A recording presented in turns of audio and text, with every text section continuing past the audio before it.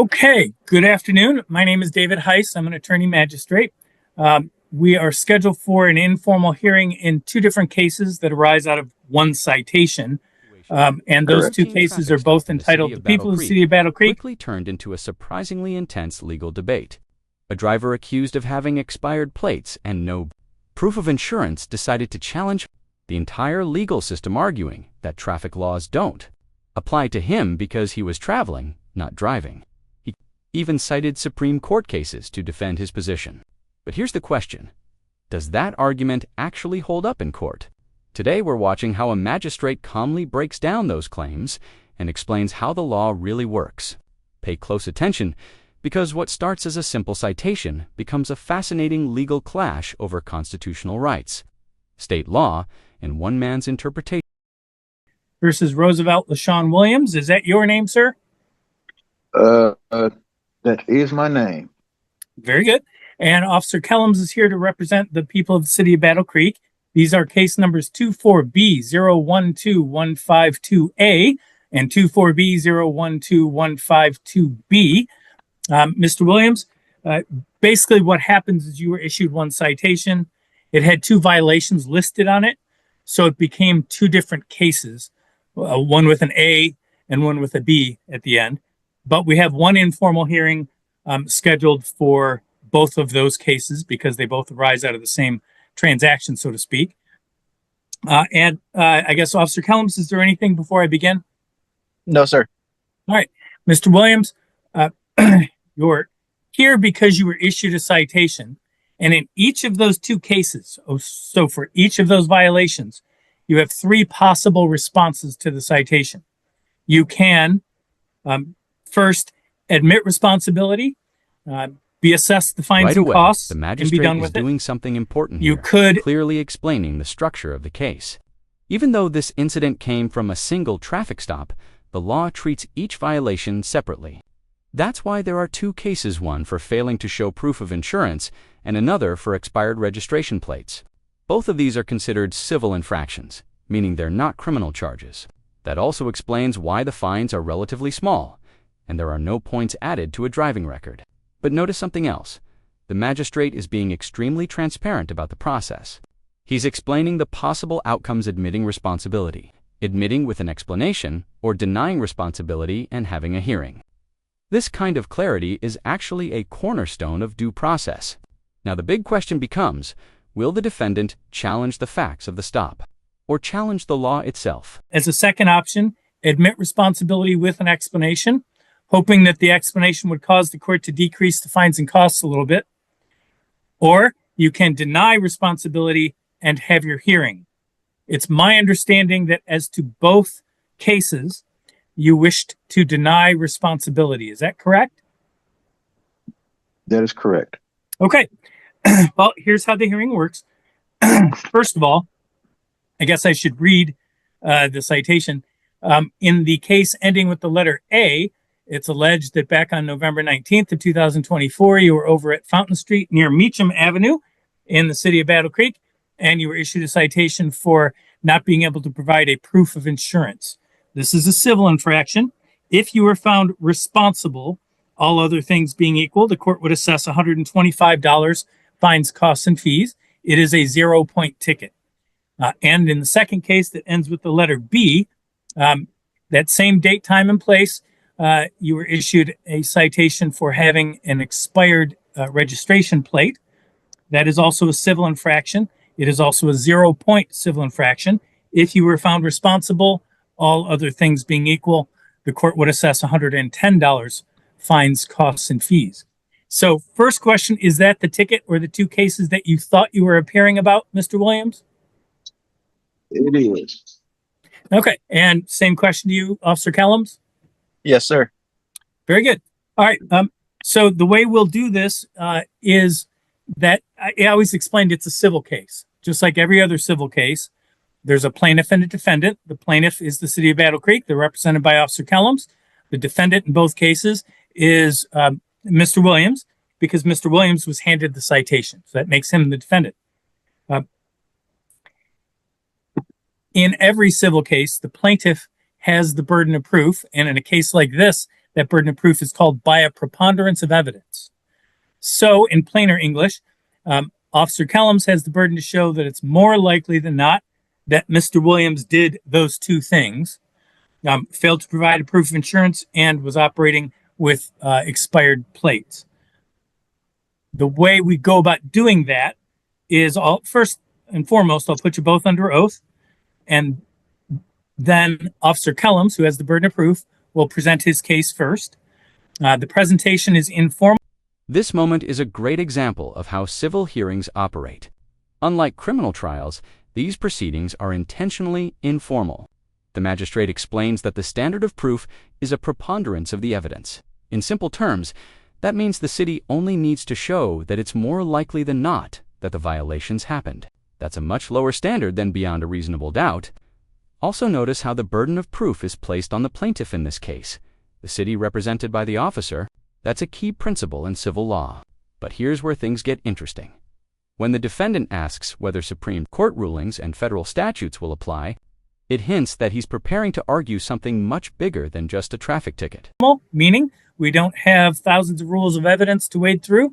We don't have attorneys objecting to things like hearsay and that kind of thing. The only rule is, in order for the court to consider what's presented, it has to be relevant. After Officer Kellums presents his case, Mr. Williams, you get to present your case. Same exact rule applies to you. You can introduce any evidence that's relevant. After both sides have presented their cases, I'll render a decision. That decision can be appealed by either side within 7 days. And Mr. Williams, if you were to appeal the decision, or either one of those decisions, or both, you would have to, in each case, put up the fines and costs and fees as a bond pending appeal. Do you have any questions about how we're going to do things today, Mr. Williams? Only question I have is, will the laws of the U.S. Supreme Court be applicable, and the federal statutes and definitions of motor vehicle and automobile be applicable in this proceeding? They are the state of Michigan laws that will be applicable. Okay. The other question is, are you already not bound by U.S. Supreme Court rulings? Every court is bound by relevant Supreme Court rulings. Okay. All right. I'm not sure why you're asking that, but that's okay. All right. So if you would both raise your right hands. Do you solemnly swear or affirm the testimony you're about to give is the truth, the whole truth, and nothing but the truth? Officer Kellums? Yes, sir. And Mr. Williams? I do. Very good. All right, Officer Kellums, if you would begin, please. So on November 19th, 2024, I was on patrol for the Battle Creek Police Department when I observed the vehicle that Mr. Roosevelt was driving. I observed that it had expired tags on the vehicle. I then conducted a traffic stop on Fountain Street near Meacham Ave. Found Mr. Williams to be driving the vehicle, where I issued him the citations. When speaking with Mr. Williams, he could not provide insurance, and his tags were expired. Okay. Do you happen to know when they expired? I do not off the top of my head, sir. Okay. What made you think they were expired? The wrong color and the wrong year on the plate itself, or some? Yes, sir. Yes, sir. Okay. All right. Did Mr. Williams say anything to you during the stop about having insurance or not having insurance, or anything about the tags on the plates, anything like that? He informed me that he did not have to have insurance due to. Now we're starting to see the defendant's strategy unfold. He's introducing a very common argument, sometimes called the sovereign traveler defense. The claim usually goes something like this: that driving laws only apply to commercial activity, and that private citizens have an unrestricted constitutional right to travel without licenses, registration, or insurance. You might have heard versions of this argument online, but here's the key. Legal reality courts across the United States have consistently rejected this interpretation. The right to travel absolutely exists, but courts have ruled that states can regulate how people travel on public roads for safety reasons. So, as this hearing continues, watch closely. The magistrate isn't getting emotional or dismissive. He's calmly asking for legal citations and factual explanations. He was traveling, and to drive a vehicle, you have to have insurance. Something regarding Supreme Court. That's about all he said. Okay. All right. Do you want me to consider anything else at this point, Officer Kellums? No, sir. Okay, Mr. Williams, could you hear Officer Kellums' testimony? Yes, I heard his testimony. Very good. Thank you for your patience. What do I need to know, sir? Okay, I did inform Officer Kelly that I am not operating a motor vehicle, but I am operating an automobile. I did inform Officer Kelly of the ruling of Rodriguez v. Ray Donovan, U.S. Department of Labor, 769 Federal 2nd, 1344, where the U.S. Supreme Court's decision has ruled that all codes, rules, and regulations are for government authorities only and not for human creators. In accordance with God laws, all codes, rules, and regulations are unconstitutional and lacking due process. All right, I'm going to interrupt you just for a second. Are you telling me that a case at 769 Fed 2nd, 1344 indicates that all laws are unconstitutional? All codes, rules, and regulations. Yes, sir. Rodriguez v. Ray Donovan. And if I'm not mistaken, and you said that was Department of what? U.S. Department of Labor. Okay, U.S. Department of Labor doesn't publish decisions in the Fed 2nd. Can you tell me a little bit more about the case? What was at issue in the case? It was regarding what we're discussing here, the requirements of a driver's license and the need when it's required to have one, stating that when you're not operating in commerce, to which I informed the officer that I am not operating in commerce as stated in USC 18 USCA 31 paragraph A6 states that a motor vehicle, the term of motor vehicle meaning every description of carriage, conveyance, propelled or drawn or mechanical powered and used for commercial purposes. This is what Title 18 USCA Section 31A6 states or defines as a motor vehicle, to which I am not operating in commerce. I'm not using for the purposes of that particular chapter of the United States Code.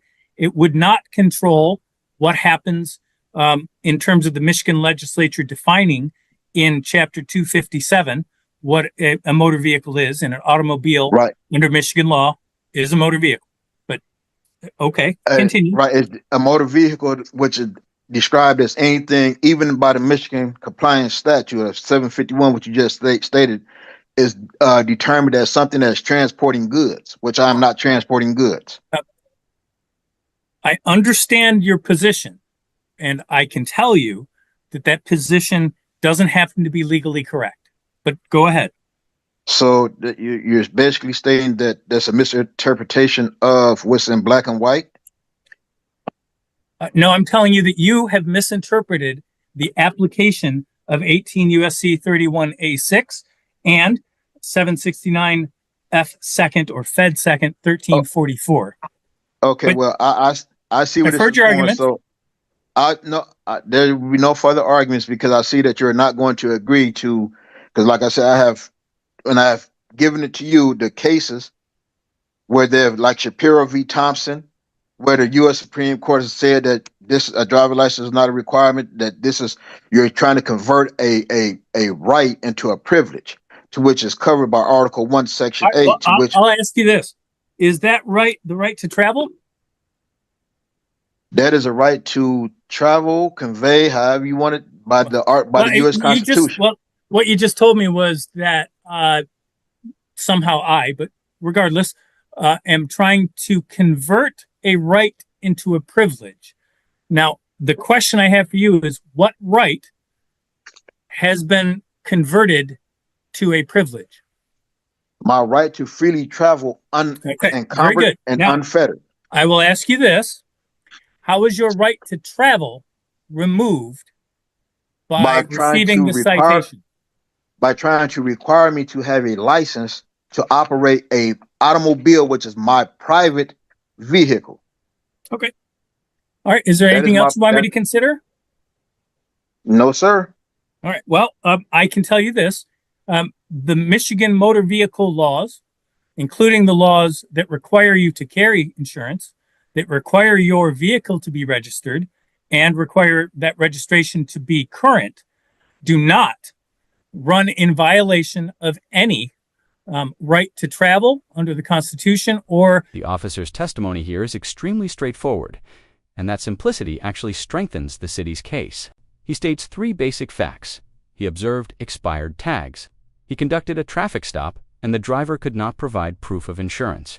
In civil cases like this, that kind of clear, direct testimony often carries a lot of weight.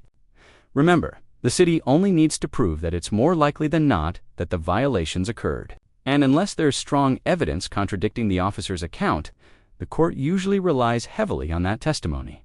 But now the spotlight shifts to the defendant, who seems ready to challenge not just the facts, but the entire legal framework behind traffic laws.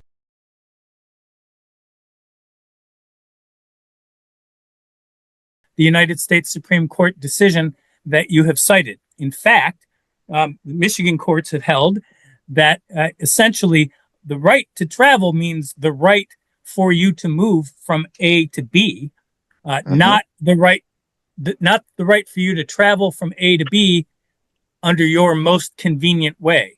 So you could walk from point A to B all you wanted. You could take a taxi or an Uber or a plane or a train or a bus.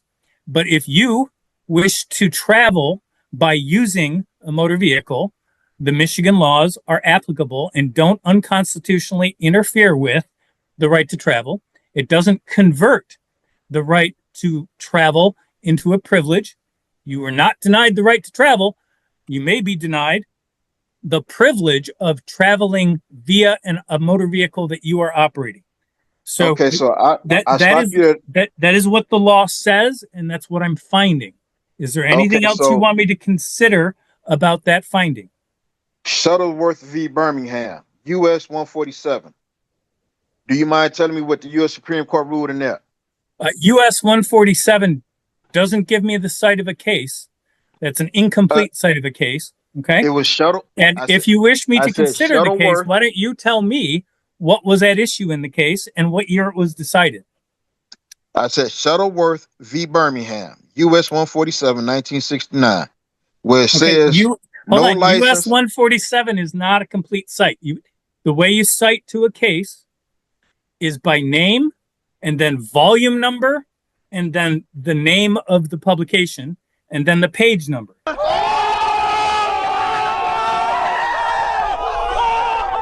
So, for instance, when you said 769 Fed 2nd 1344, what that means is volume 769 of a book or volumes called the Federal Reporter, 2nd edition, at page 1344.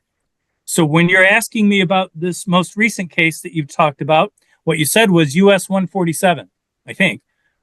That's not the citation to a case. So you're going to have to tell me more about that case. Who were the parties to that case and what issue was before the Supreme Court in that case? Okay, so you didn't hear me cite the name of Shuttleworth v. Birmingham? I heard you say the name. That doesn't tell me what, that's not a complete cite of the case. All right. Do you not have the documents that I filed when I filed to say that I want to have an informal hearing? The affidavit that writes that my there are documents that have been scanned into the court that you dropped off. Okay. So from those documents, why don't you tell me the proper citation for Shuttle versus Birmingham? Okay. Traffic infractions are not crimes, blah, blah, blah. Person faced with... Okay. Right. Traffic infractions. Here's where the courtroom discussion becomes almost philosophical. The defendant is arguing that laws and regulations don't apply to him because they allegedly only govern government authorities or commercial activities. He's also referencing federal statutes and Supreme Court cases to support his interpretation. However, the magistrate quickly notices a problem. The citations being referenced don't actually support the sweeping claims being made. This is something judges see fairly often in legal language, being taken out of context or applied to situations it was never intended to address. Instead of dismissing the argument outright, the magistrate asks a very important question. What exactly was the issue in that case?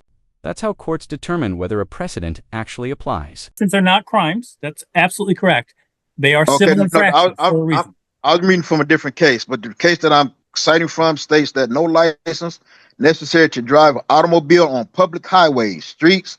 No license is necessary. The word operator should not include any person who solely transport his own property and who transport no persons or property for hire or Where's that compensation. citation from? Okay, I just appeal it, and that way I can make sure all citations are. That's fine. I mean, the idea is I can't look up what you're telling me, right, without a proper citation. So you can read. I mean, for all I know, and I don't mean this, I'm using a farcical example. For all I know, you're quoting the municipal court in Honolulu, Hawaii, which has no jurisdiction over Michigan. It's right? understandable. I don't know. So I would cite Payne v. Massey, 19196 Southwest 2nd, 493, Texas, 273. Okay. Well, and I can tell you that Texas law, a court interpreting Texas law, that decision wouldn't be controlling on a Michigan court. But that's fine. I think I understand where you're going. If you want, I don't need to consider anything else. I'm just asking you, is there anything else you want to present to me? If you're not going to consider anything else, then we can proceed on to your ruling, of which I know you're going to find. So, and like you said, I have a right to appeal it. So yeah, and I'm willing to listen. If you're going to quote something, I need to know what you're quoting, and I need a proper citation so I can look it up myself, right? Because otherwise people could just run around quoting Mickey Mouse if they wanted. Right. Okay. So nothing against you. So the question to you is, what else do you want me to consider at this point that you haven't yet told me? Okay. Zobel v. Williams, 457 U.S. 55. And why are you citing that case? What is it telling me? Because it states that, let me see the above, blah, blah, blah. To travel unencumbered and fettered on common public way or highway, which is their right to so do. Absolutely. Held that the right to travel is constitutional protected. Yes, it is. So it don't. Anything else you want me to consider? No, sir. No, sir. Nope. No. Okay. I have no problem telling you have the right to travel. I have no problem telling you have the constitutional right to travel. All citizens do. No doubt about that. One question. Is there a difference between a motor vehicle and an automobile? Is there a difference? Yes. All automobiles are motor vehicles, but not all motor vehicles are automobiles. Okay, so is my automobile not my private personal automobile that's not being used in commerce? I would have no idea the use of your motor vehicle, and it's not relevant to me for the purposes of deciding whether you're responsible for these civil infractions. Okay. Well, I have nothing else for you to consider. Well, very good. I'm letting you know the law does not make a distinction between your using the vehicle for personal reasons or you're using the vehicle for commercial reasons. Part of the exchange highlights a misunderstanding that appears frequently in legal debates online. Yes, the Constitution protects the right to travel. Courts have affirmed that citizens can move freely between states and locations without unnecessary government interference. But that doesn't mean every method of travel is completely unregulated. When someone chooses to operate a motor vehicle on public roads, states have the authority to require licenses, registration, and insurance for public safety. The magistrate explains this distinction very clearly. The right to travel still exists, but driving a motor vehicle is considered a regulated privilege under state law. This distinction has been upheld by courts for decades. Reasons when your registration plate is expired and when you fail to show proof of insurance. Both of those are required. The MCL language. Both of those are required under Michigan law for anyone operating any motor vehicle. That's what I can tell you. So correct. If you're a motor vehicle to which I am not operating a motor vehicle, and this is what we are trying to circumvent. Yeah, I am operating my automobile, not a motor vehicle. I can tell you that an automobile is considered a motor vehicle under the Michigan Motor Vehicle Code. So that's fine. Is there anything else you want me to consider? Nope. Very good. All right. So I've listened very carefully to the evidence. I do find that it's more likely than not that when you were required to by Officer Kellums at a traffic stop show proof that your vehicle was insured, that you failed to do so, and that it is more likely that your operator's, or not your operator's license, I'm sorry, the registration plates on the vehicle were expired. So I'm going to assess the $125 on the no proof of insurance case and the $110 on the expired plates case. What I'll do is I'll type up two judgments. I'll be sending them out to you. I believe we have your current address, but I'm going to confirm that the address that you want things sent to is 5. Is that correct? That is the address. I don't know where the other address is coming from, but that is my address. Well, I don't know what other address you're speaking of, but that's the address the court now has for you. So both of those judgments, will go out in the mail on Monday. And so it'll take, a couple days to get to you or whatever, but you should have copies of them. Certainly, I would say by the end of next week. If you don't, you can always come to the court and obtain a different copy. At this point, the magistrate has allowed the defendant multiple opportunities to present additional arguments or evidence. That's another key element of due process, giving each party a fair chance to be heard. But notice what keeps happening.